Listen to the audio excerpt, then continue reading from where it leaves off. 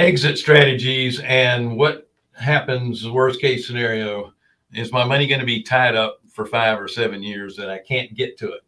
Or are you just going to pay an early withdrawal penalty for taking it out early? Mm-hmm. Right? Yeah. That makes a difference. I mean, stuff happens, life happens. You might have to get your money somehow. If you're in a fund that doesn't allow you to get your money until the project is complete, then you're stuck. Right. If you're in a fund that never ends, an evergreen fund, more than likely you're going to have a early withdrawal penalty for taking it out early, but at least you can get to your money. Yeah, and it may be like ours, I think, is a 2-year commitment. Some do 3 years, some just do 1. And the thing is that all that we're talking about, and there's no right or wrong. Yeah, it's just depending on where you are. It's what works for you and what you have in mind for your financial future. And I know we're getting close to the end of time here. Well, not the end of all time, just man. the end of our time. But I also wanted to just slightly skim the top of your return. Is it based on actual income that's being received, or is it based on a future value? Mm-hmm.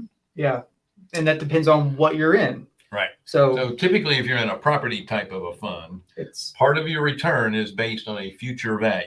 Mm-hmm. And all we have to do is look at COVID. If you were in commercial properties that were hospitality, that future value is not what you thought it was going to be. Yeah. When you started. Any kind of buildings that had to do with sales, retail sales, that was rough too. Yeah, office buildings, everything got reevaluated. That had to do with if it was in a lockdown and you weren't using it, they were being reevaluated. Now, in any other time, they're probably sure bets.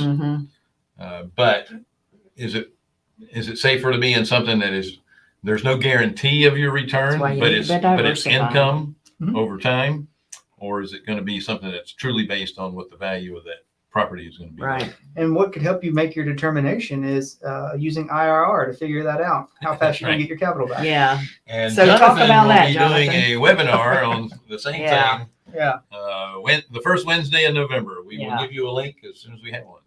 Yeah. It'll be good. I mean, one of the things when you're evaluating is at what point are you most likely able to get your capital back? And the sooner you are able to get your capital back, and that once that capital is back and then it switches to cash flow, that is a more favorable vehicle to be in than one that takes longer to get your capital back and then that conversion to cash flow. So,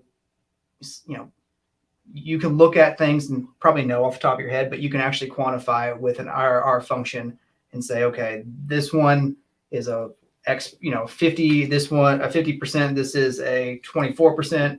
The difference between the two would be, more than likely that you're getting your capital back in 2 years as opposed to 4. So, 2 years is probably more favorable than 4.